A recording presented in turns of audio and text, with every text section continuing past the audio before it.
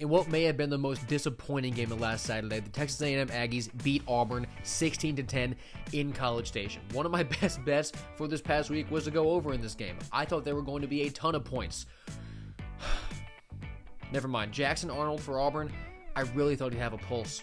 I thought he'd be able to bounce back from the game against Oklahoma. Only 18 of 33 passing for 125 yards, 52 rush yards for Auburn. You have to give credit to A&M's defense, but A&M's defense has not looked good for most of the year.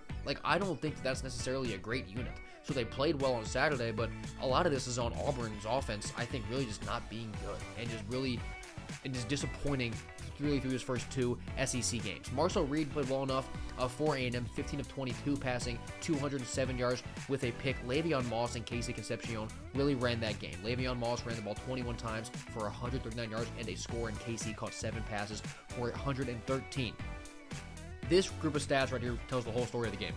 Yards per pass was 3.8 for Auburn, 9.4 for A&M.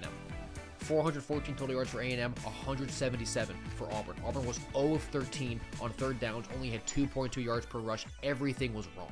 Just nothing worked for the Tigers. Hugh Freeze and Auburn have a lot of questions to answer over this bye week before they get Georgia at home, which could be a pretty good spot for Auburn, and A&M has to deal with a solid Mississippi State team, but they do get to stay at home. So this game was a little bit boring, it was a little bit slow, but I do think it was decently revealing, especially about Auburn.